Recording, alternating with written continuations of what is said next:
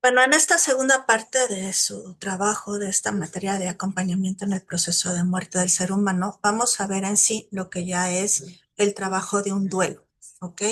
Claro que los duelos no son iguales, no son eh, constantes, ¿no?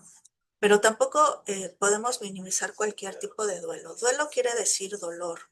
¿Dolor por qué? Por una pérdida.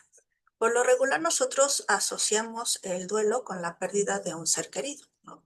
De que alguien pues ya no esté entre nosotros y entonces todos decimos, ay, pues es que entramos en duelo. Pero duelo no solamente es por eso, también podemos nosotros experimentar duelo al perder el trabajo, al perder, cuando se muere un animalito, ¿no? Alguna mascota. Yo he tenido pacientes con duelo muy fuerte por la pérdida de mascotas. También podemos experimentar duelo con la pérdida de algún miembro de nuestro cuerpo, ¿no? Porque pues ya dejamos de tener esa parte y lógico es que empezamos a vivir un duelo. Podemos experimentar duelo no solo con que se muera la persona, sino con que se vaya, por ejemplo, un divorcio, ¿no?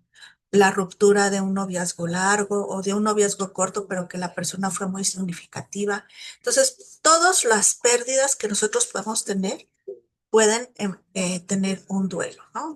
Por lo regular tenemos nosotros el duelo, nada más que va a ser de forma diferente dependiendo del apego que tengamos con la persona o con la situación o la cosa que estamos perdiendo, ¿no? Así como tenemos apegos con seres humanos, con nuestros familiares, pues también tenemos apegos con el trabajo, con las mascotas. Hay personas que tienen apego a su carro, ¿no? Muchos caballeros pues salen todos los días y lo están lave y lave. Hay apegos, a veces los niños tienen apegos con juguetes, con cierto tipo de juguetes. Entonces, bueno, hay que ver, identificar primero cuál es el apego y a partir de ahí tú te vas a poder dar cuenta pues cuál es el proceso de duelo que están viviendo. Ustedes por lo general pues van a estar viendo este tipo de duelos con personas que pierden, uno, la salud, dos, pierden alguna parte de su cuerpo, o tres, pueden estar perdiendo la vida, ¿no? Entonces, son esas tres cosas con las que ustedes se pueden enfrentar en el proceso de enfermería, ¿vale? Ahora bien, ¿qué es el concepto de muerte? Ya lo vimos en la unidad uno, pero el concepto de muerte básicamente viene a ser, palabras más, palabras menos, el cese de una función de un órgano u órganos que se encargan de regular las funciones del cuerpo humano, ¿no? Podemos tener muertes parciales, cuando ya algún órgano no nos está funcionando y pues lo tienen que extirpar, o bien puede ser ya el cese de la función de un órgano ya más vital, como puede ser pues el corazón, que todavía hay transfusión, sin no, ¿cómo se dice? Trasplantes, perdón. Trasplantes o de algún otro órgano que se pueda trasplantar, pero ya el órgano en sí, pues ya está dando de sí, ya está muriendo.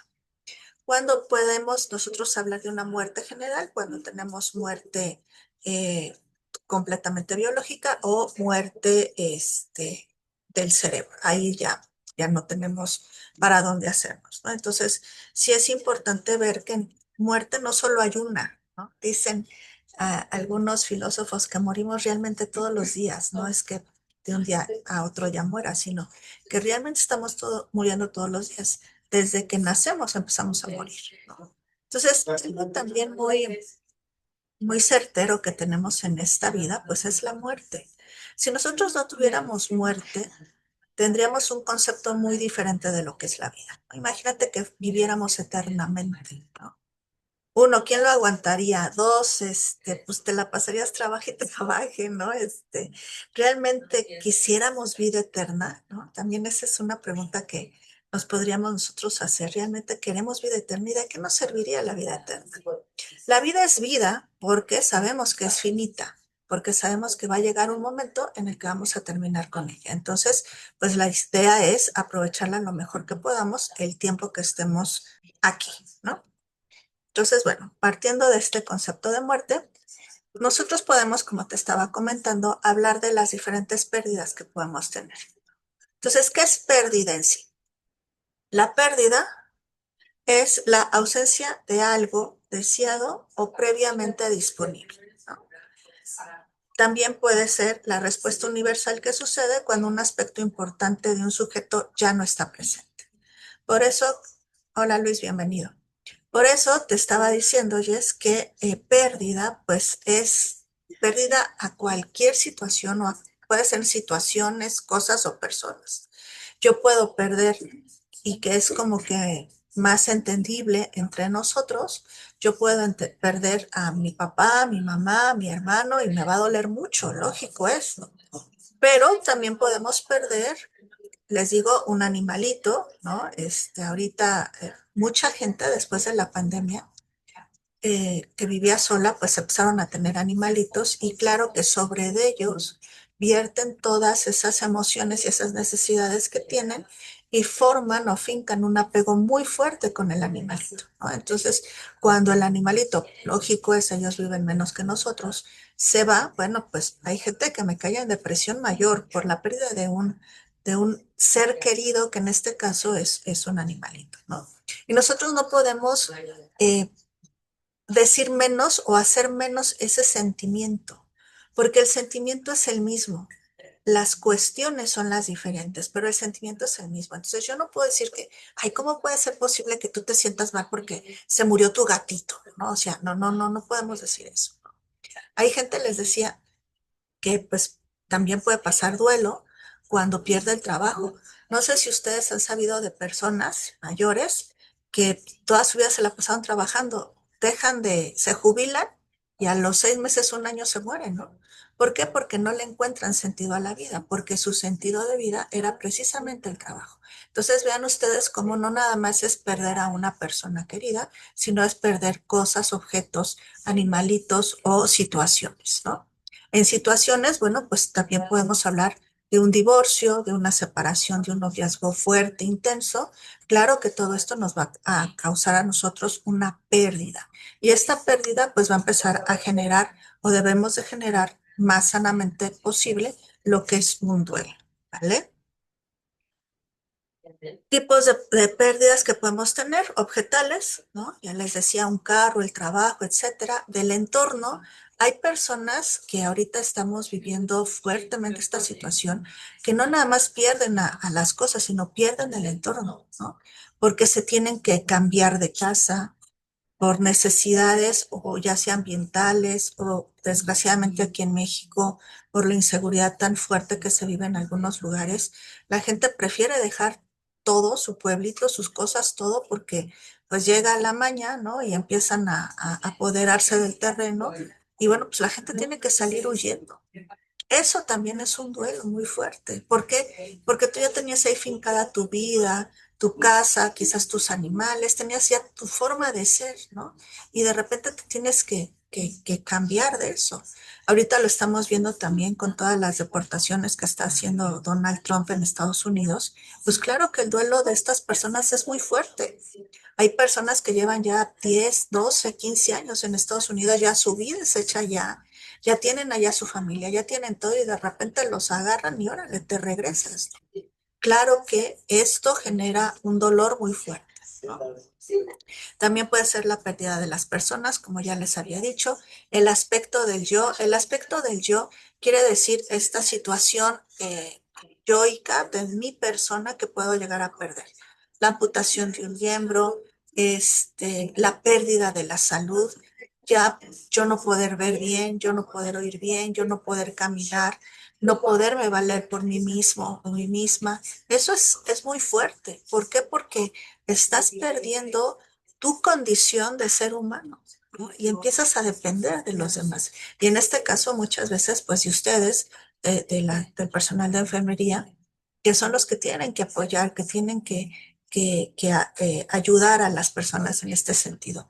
Pero imagínense el dolor que es no sé, quizás yo era un una persona que siempre fue obrera, pero iba, venía, subía, bajaba, era el hombre fuerte que cargaba, ¿no? Y de repente, pues ya no.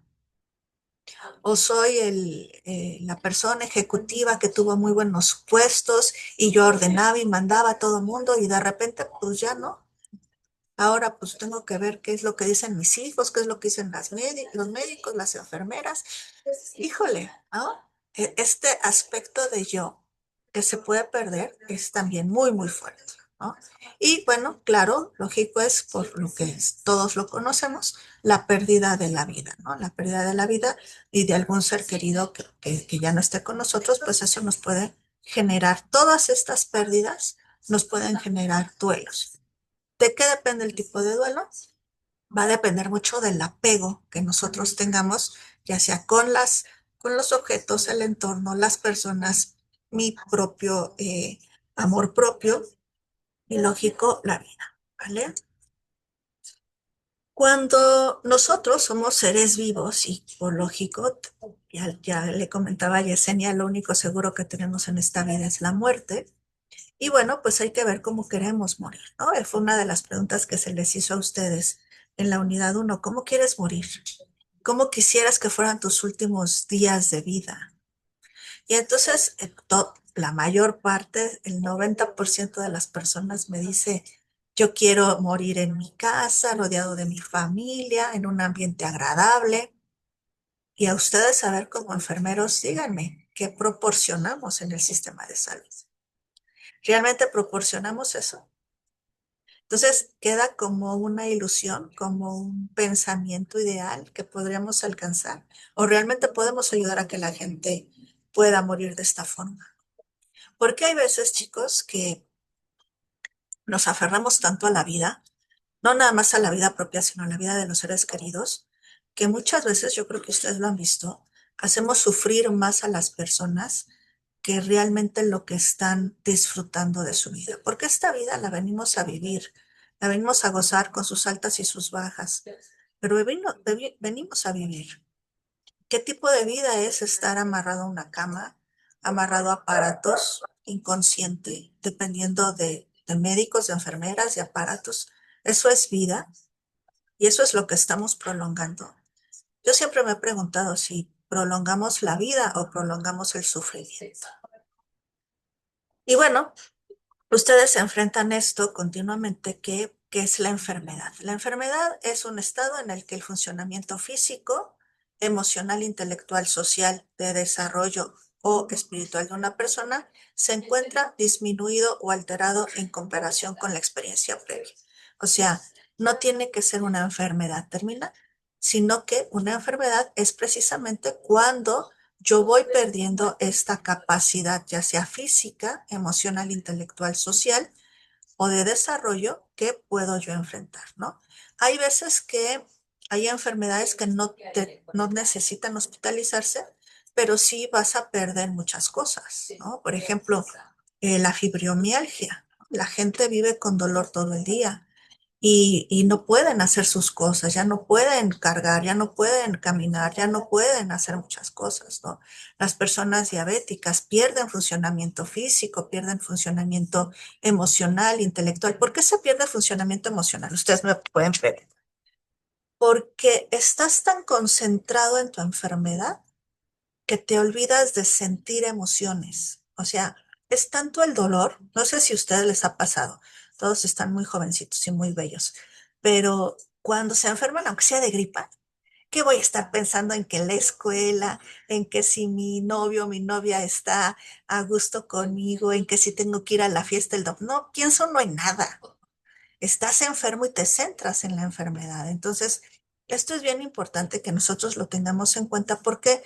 Porque las personitas enfermas pues van a caer en este tipo de disfuncionalidad que se va a presentar, no solamente en el aspecto físico, sino en todos los demás, emocional, intelectual, social, de desarrollo, etcétera, ¿no? ¿Por qué? Porque está disminuida toda tu capacidad.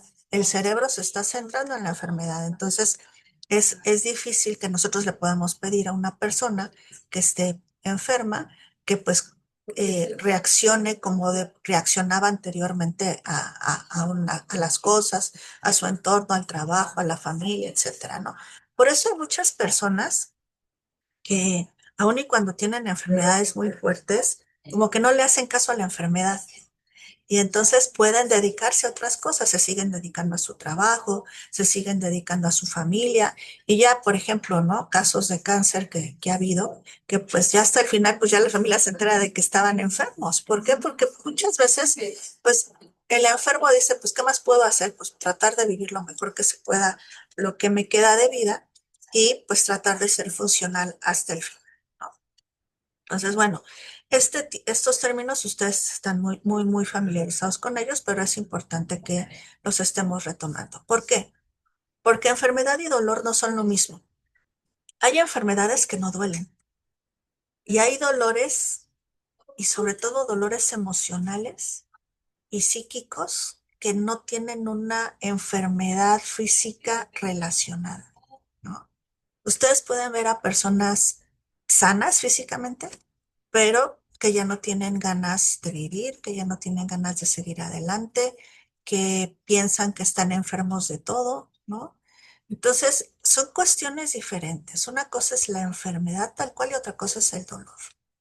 El dolor es esta experiencia sensitiva y emocional desagradable asociada a una lesión real o potencial. Ahora, ustedes bien lo saben, el dolor es bueno, ¿no? Al principio del dolor es bueno. ¿Por qué? Porque cuando a mí me duele algo, me quiere decir, me está diciendo que algo está mal. Y entonces, bueno, tengo que acudir a los médicos y a las enfermeras para que revisen qué es lo que tengo y poder salir adelante. No sé si saben que hay una enfermedad que es muy limitada, pero hay personitas que no sienten dolor. Y entonces es un problema muy grave, porque como no sienten dolor, pues pueden tener una superinfección y ellos como si nada, ¿no? Y eso te puede llevar quizás a una muerte más rápida, ¿no? Afortunadamente es muy poca gente la que tiene este padecimiento, pero existe. Entonces, el dolor es algo bueno, el dolor no lo tenemos que ver como algo totalmente negativo, igual que la muerte no es algo totalmente negativo, es parte de la vida, tanto el dolor como la muerte, y nosotros tenemos que aprender a vivir con ello y tenemos que aprender a acompañar a los demás en estos procesos que van teniendo, ¿vale? ¿Dudas hasta aquí? ¿No? ¿Comentarios? Bueno, ok. Ahora sí, ya de todas las pérdidas que vimos que se pueden tener, ¿cómo es que yo voy a empezar o cualquiera de nosotros puede empezar su proceso de duelo? El proceso de duelo por lo regular empieza con la negación. Todos estos puntos que les voy a dar no es que vayan siendo en exactitud en este orden. Pueden variar todos ellos, pero todos se dan. No en este orden, pero es como que el más normal, ¿no? Entonces, o más general, yo no diría normal, sino el más general. Lo primero que pasa con las personas cuando, por ejemplo, pierden la salud, pues es la negación, ¿no? No, yo no estoy enfermo, yo no tengo esta enfermedad, esos médicos están locos, a mí no saben qué es lo que me están diciendo, usted que me tiene que estar dando tanta medicina si yo no estoy mal, ¿no? Por lo regular, negamos el problema que tenemos. Cuando, por ejemplo, una persona se separa porque ya no puede estar con la pareja, también empiezan a negarlo, ¿no? No, pues, oye, ¿cómo va tu matrimonio? No, pues bien, ¿y cuál? Pues si ya se fue el marido hace 5 semanas y tú sigues diciendo que bien, ¿no? ¿Por qué? Porque la negación es una forma en la que el yo se protege. El yo somos nosotros que damos la cara hacia los demás, ese es el yo, y el yo tiene diferentes mecanismos de defensa. Estos mecanismos de defensa fueron muy estudiados por Ana Freud, y el principal mecanismo de defensa es la negación. O sea, no es cierto, yo no tengo nada, yo no estoy padeciendo nada, no, mi papá está súper sano, usted no está diciendo tonterías, va a vivir muchos años. Y claro que no, ¿no? Es la negación al hecho. ¿Por qué? Porque el yo es la forma en la que se está protegiendo. ¿De qué se protege el yo? Del dolor. De eso se protege el yo. Entonces es muy común que ustedes vayan a ver la negación al principio. Luego viene una etapa de enojo, que en esta etapa de enojo las personitas se enojan con todo. Se enojan con los doctores, con las enfermeras, con su familia, se enojan con ellos mismos porque pues ya no pueden seguir adelante, se enojan con su Dios si es que lo tienen, se enojan con la sociedad, con el gobierno, con todo está mal, ¿no? Ellos son los únicos pobres víctimas en este mundo y todo está en contra de ellos, ¿no? Entonces viene un enojo muy fuerte. Antes de la negación viene la tristeza, que yo más que depresión les diría tristeza. Esta tristeza también es una tristeza muy fuerte, puede tener diferentes niveles. Puede llegar a una depresión. También en la depresión tenemos diferentes niveles, pero se presenta la tristeza, esta situación de sentirme mal porque pues ya no es lo mismo que antes, ¿no? O sentirme mal porque sé que estoy perdiendo la vida o porque un familiar está perdiendo la vida. Lógico es que nos vamos a poner muy tristes en esta situación, ¿no? Entonces, el enojo y la tristeza por lo regular van muy juntos y pueden presentarse indistintamente. Hay gente que presenta mucha tristeza y poco enojo, o al revés, mucho enojo y poca tristeza, o presentan los dos, ¿no? Gente de que la nada empieza a llorar, empieza a tener estos brotes tristes muy fuertes, ¿no? Algo importante que mencionar es que en sociedades como la mexicana y como muchas sociedades latinoamericanas, en la que tenemos ciertas costumbres y ciertas cuestiones sociales, sobre todo con los varones en el aspecto de mostrar sus emociones, por ejemplo, de que los hombres no lloran, usted tiene que ser machito, ¿no? Y este tipo de cuestiones que hace tiempo se daban y todavía en algunos lugares se dan, que ya nos estamos abriendo un poquito más, pero nos falta todavía. Los hombres, al ver su incapacidad de poder manifestar tristeza, se enojan. Si ustedes ven a una persona que esté enojada continuamente, puede ser, puede ser que esté pasando por un proceso de depresión en alguno de sus grados, ¿no? Porque no es normal que estés enojado todo el tiempo. Y como la sociedad limita a los varones a mostrar sus emociones, pues en lugar de llorar, se enojan. Por lo regular pasa eso, ¿no? Entonces, bueno, para que ustedes también lo vean.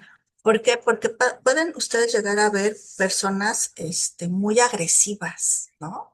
Sobre todo los familiares cuando no está respondiendo el tratamiento o algo así. Muchas veces el enfermo no es el que se enoja, sino es el familiar el que se enoja, ¿no? ¿Y por qué ustedes si díganme y ahora qué va a pasar, no? Es el familiar el que se enoja. Pero esto quiere decir que está triste por dentro, ¿ok? Después de estas etapas que vienen conjuntas, viene una etapa de negociación. Es una negociación con uno mismo. Claro que si llevas un acompañamiento en este caso, principalmente pues un acompañamiento psicológico, hay tanatólogos que no son psicólogos que pueden medio ayudarte. Yo no los recomiendo mucho, pero bueno, también pueden ayudar. Ustedes pueden acompañar a la persona y claro, si lo ven muy mal, pues lo tienen que remitir al área correspondiente. Viene un proceso de negociación. Esta negociación es el ir entendiendo que bien o tu vida se está acabando o tu salud ya se acabó o tu familiar en un momento dado se va a tener. Es esta forma de ir entendiendo poco a poco qué es lo que está pasando. Por eso se llama negociación, ¿sí? Exacto, Luis. Muchas veces el paciente tiene más aceptación que la familia. Eso nos pasa muchísimo.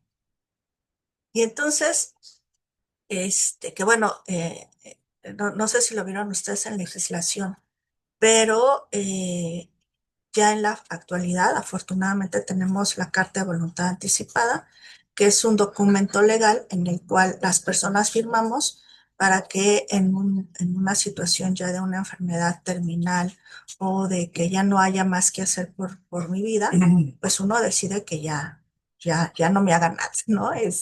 Y lo dejas por escrito en un documento legal, que este documento se hace ante un notario público.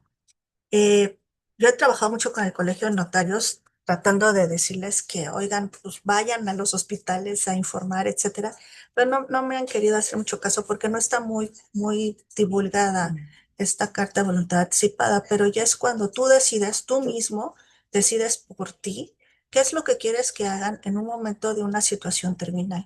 ¿Por qué? Porque pasa, como bien lo dice Luis, pasa muchas veces que el enfermo dice, ya no me hagan nada, por favor, ya déjenme en paz, ¿no? Y atrás los hijos o la esposa o los hermanos, ¿no? No, es que a ver, ustedes háganle todo porque mi hermano es un águila y tiene que salir adelante. Espérame, el señor ya no puede, ya no quiere. ¿A quién le tendríamos en estricto sentido de derecho que hacer caso nosotros? A la voluntad del paciente. El paciente es el que decide, siempre y cuando el paciente tenga capacidad de raciocinio y cognición. Si él está bien y puede decidir, él es el que tiene que decidir sobre su salud, sobre su vida y sobre su muerte. Pero por lo regular, por ejemplo, en México, el último que se entera de que está enfermo es el paciente, ¿no? Y yo me peleo continuamente con todos mis alumnos ya en licenciatura o en posgrado y les digo, a ver, no, el paciente es el que tiene que saber su situación. O sea, está decidiendo sobre su salud y su vida, pues los hijos, la esposa, el esposo, los nietos, todo mundo menos él. Que él nos diga qué es lo que quiere, ¿no? Porque de verdad muchas veces, como tú muy bien lo dices, Luis, hay veces que los pacientes dicen, ya, por favor, déjenme morir tranquilo y la familia está ahí terca, ¿no? Entonces, les comento a ustedes, hay este documento que se puede hacer ante notario o también lo deben de tener las diferentes unidades de trabajo social en los hospitales para que en el caso de que se requiera, pues se pueda firmar, ¿no? Entonces, para que también ustedes lo vayan conociendo un poquito. Y bueno, después de la negociación, pues ya viene la aceptación. La aceptación en este sentido de que, bueno, pues ya, ya tengo que entender que me tengo que ir, ¿no? Exacto, exacto, Luis. Creo que somos muy egoístas en este sentido. El el que no dejemos ir a alguien, ¿no? Y fíjense, se es más egoísta cuando no se ha trabajado con sus emociones propias. Por lo regular, las personas que más se niegan a que se vaya alguien es porque no han cerrado el círculo emocional con esa persona, porque traen deudas emocionales fuertes, ¿no? Por ejemplo, el típico hijo que se fue a vivir a Estados Unidos o algún otro estado de la República, el papá o la mamá ya están muy enfermos y entonces le hablan, ¿no? Oye, pues mi papá ya está muy mal, ¿no? Espérate, deja que llegue, ¿no? ¿Por qué? Porque es esa necesidad de yo cerrar mi círculo con la persona que se esté yendo. Yo no estoy viendo por la necesidad del otro, estoy viendo por mi necesidad.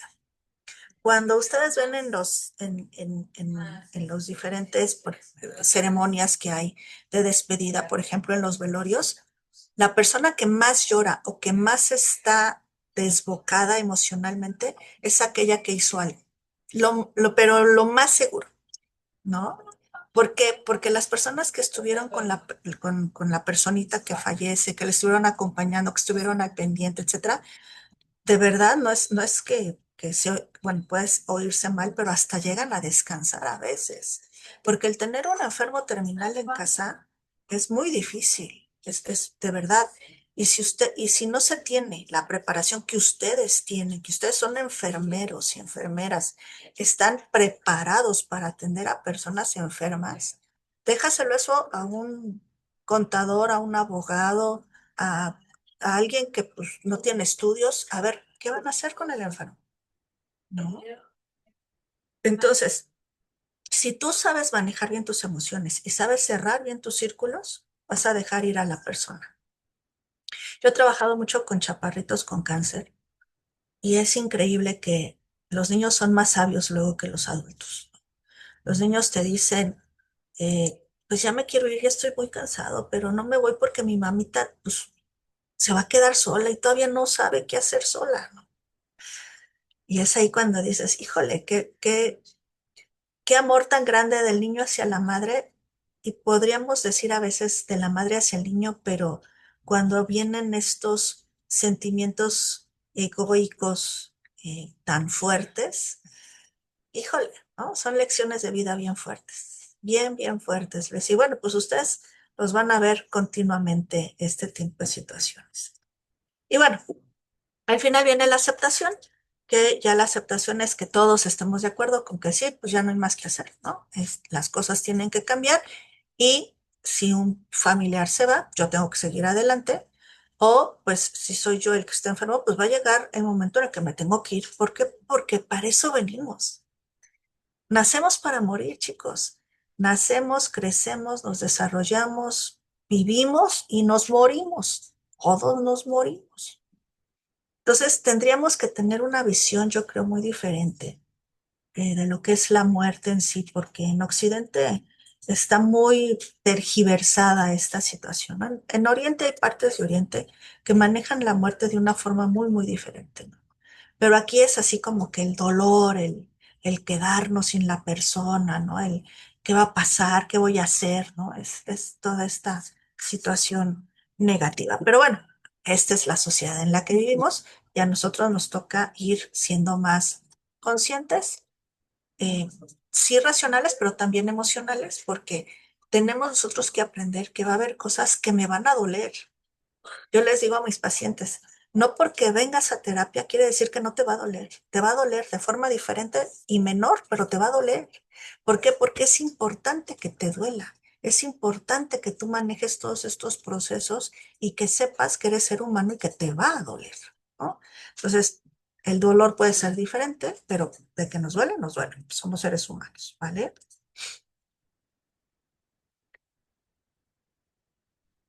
Tenemos diferentes tipos de duelo, que hay uno que se conoce como el normal o el adecuado, que es este duelo que tendría que pasar por todas sus etapas, pero por lo regular se da cuando tú ya traes un acompañamiento psicológico y emocional fuerte. Entonces, como que pues lo vas aceptando, vas entendiendo y ¡pum! Pasa, ¿no?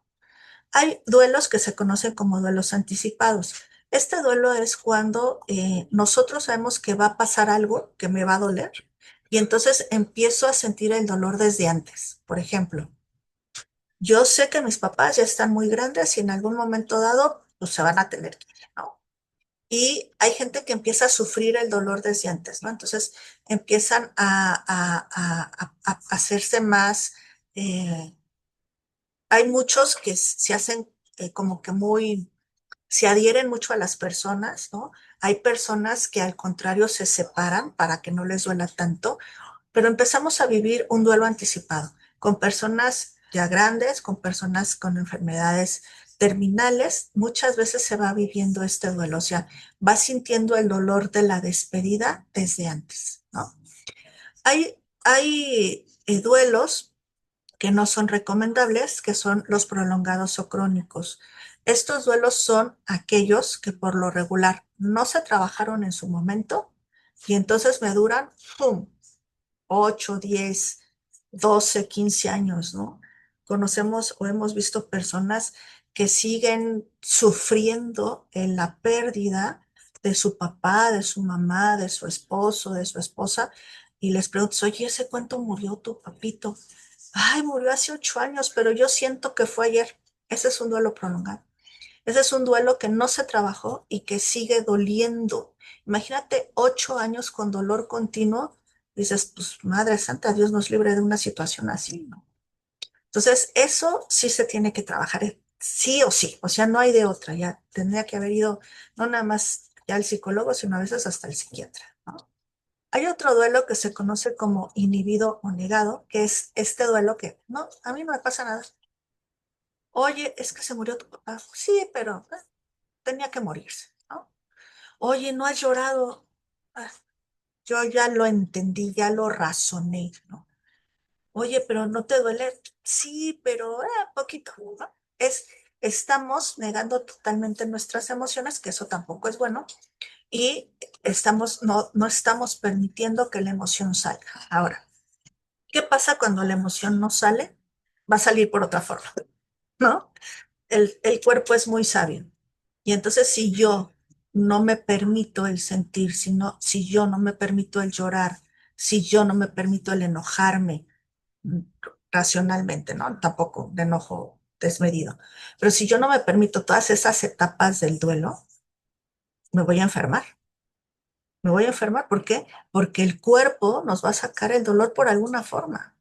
Entonces, yo no sé si ustedes han visto personas que, por ejemplo, ¿no? Cuidadores que no son profesionales como ustedes. Cuidan al papá o a la mamá muchísimos años y en todas épocas casi no se enferman, ¿no? Se mueren y se enferman. ¿Por qué? Porque pasa esto, ¿no? Tenemos ese duelo inhibido, negado, que no quiero yo aceptar que realmente me estoy sintiendo mal. Hay otro duelo que se conoce como el duelo enmascarado, que es el duelo de que como que le lloro tantito, pero para que los demás vean que sí me está doliendo, pero realmente no he podido introyectar en mi ser lo que realmente estoy sintiendo. O sea, no estoy procesando el duelo, sino solamente lo estoy aparentando, ¿no? Y hay un duelo que se conoce ambiguo por desaparición, que yo creo que este es el peor. Bueno, todos son malos, pero yo creo que es muy fuerte cuando tú no tienes seguridad de lo que está sucediendo, ¿no?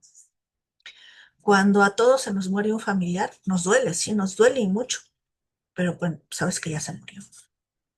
Cuando en México, por ejemplo, ¿no? Todas las madres buscadoras han perdido a hijos, familiares, hermanos, eh, esposos, ¿no? Que no saben dónde están. Yo creo que ese duelo es tremendo. ¿Por qué? Porque no lo puedes cerrar. ¿Por qué no lo puedes cerrar? Porque no tienes con qué cerrarlo. Entonces, no sabes si tu familiar, este, lo mataron o se lo llevaron a otro lado o lo tienen en una situación negativa, lo tienen en una esclavitud sexual, ¿no? O sea, la cabeza empieza a trabajar y trabajar y trabajar y trabajar y es horrible esa situación porque no tienes certeza. Ya cuando ves el cuerpo, dices, bueno, ok, pues sí, me dolió mucho, se murió, todos vamos para allá, pero hasta ahí, ¿no? Pero y cuando no tienes ese duelo, yo creo que es muy fuerte, ¿no? Entonces, ese se llama ambiguo por desaparición. ¿Por qué es ambiguo? Porque sufres el dolor de no tener a la persona, pero tienes la esperanza de que pueda estar viva, pero sufres porque no sabes cómo está, pero tienes la esperanza, por eso se llama ambiguo. Y entonces, claro, es que este tipo de situaciones pues son muy negativas para cualquier desarrollo cognitivo y emocional. Chicos, ya me queda un minuto, nos desconectamos y nos volvemos a conectar si son tan amables, ¿sí?